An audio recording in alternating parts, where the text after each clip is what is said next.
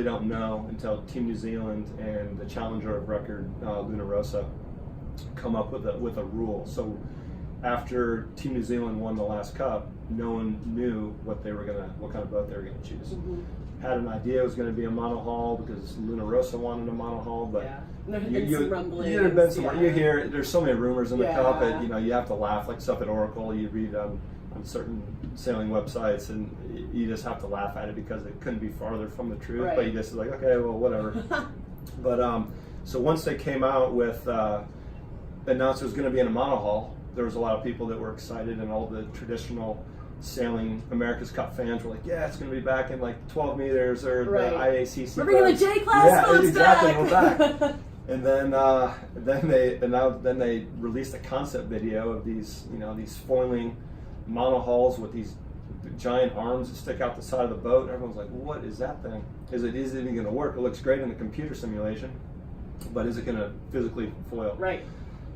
So once they announced the boat, a couple months later they announced the rule. So that basically gives all the parameters of the box rule that each team can design a boat to. So then our designers were in place, and they're reading through the rule, and those are all the smart guys who deal with this stuff on a daily basis.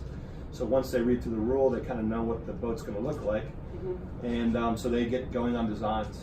And there's people reading the rule, figuring out loopholes, and how deep how long can the foils be, how deep, how long is the boat, how wide. There's all these little parameters for it.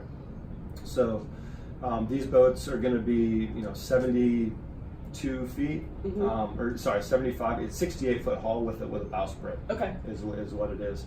And so you have these giant foil arms that stick out the side, and they go up and down with a horizontal foil on the end of them, and that's basically your ballast. So in a catamaran, it's wide, so you have the righting moment and the stability from the wide platform. You don't get that on a monohull because it's so skinny. So these foil arms are weighted. So with the one foil, the leeward foil in the water, and then the windward foil sticking out the side, that essentially is your righting moment that you're getting, pulling the windward side of the boat down to get that power to keep the boat in flight. Because if it wasn't there, the wind would hit the sails and the boat would just want to tip over. It's like a real tippy canoe.